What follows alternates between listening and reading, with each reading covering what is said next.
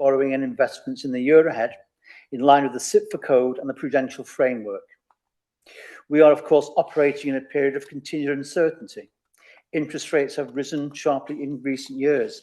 Markets remain volatile and inflationary pressures persist. That environment demands from us discipline and clarity. Our approach is straightforward. We borrow only when necessary. We keep risk low. We prioritise security over speculation. We maintain liquidity to meet our obligations at all times. Where we invest surplus cash, security comes first, yield is secondary. Where we borrow to support our capital programme, schools, infrastructure and long-term assets, we do so within the prudential indicators approved by this council. Those indicators ensure borrowing remains affordable, sustainable and proportionate.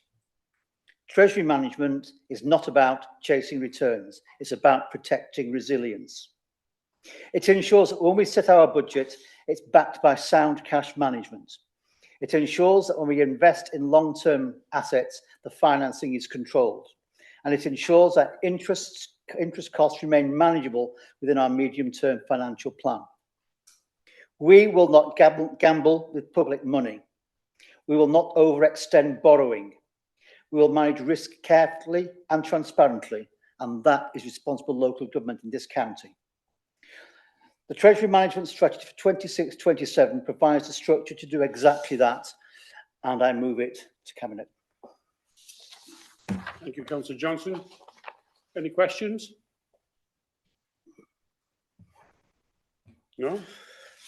Okay, it's been moved by Councillor Johnson. Do we have a seconder? Councillor Christine Jones. All in favour? It's unanimous. Thank you.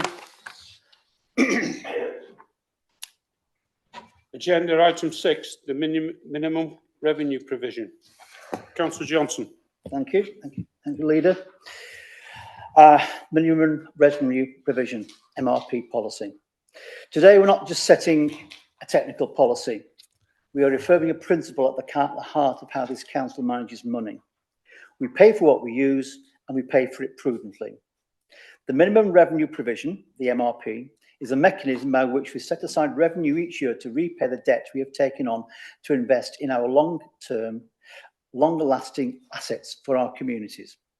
But it reflects something deeper, our commitment to passing on stability, not instability, to future residents and taxpayers.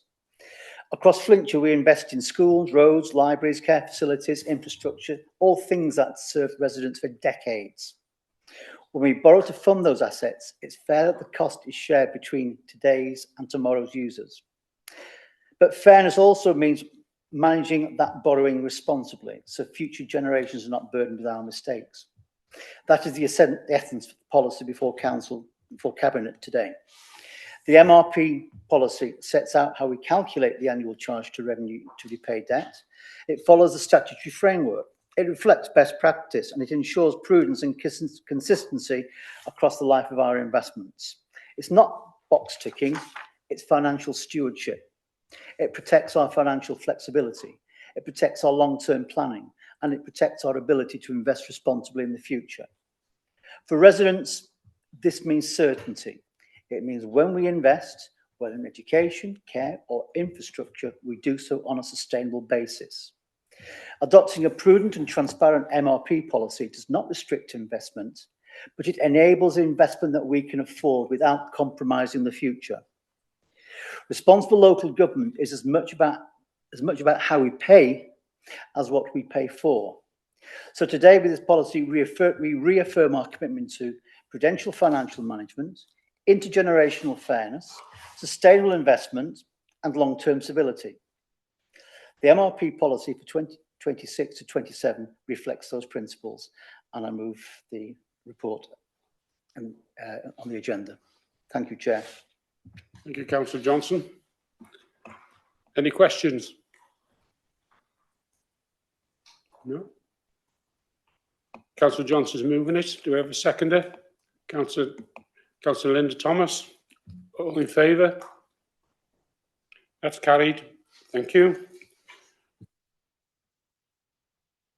I have to say, you know, when we look at this and we look where we were last year, and at times I was looking at it and thinking, how the heck are we going to balance this budget?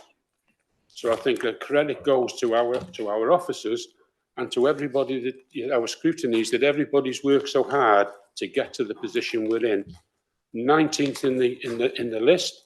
We've tirelessly trying to get the funding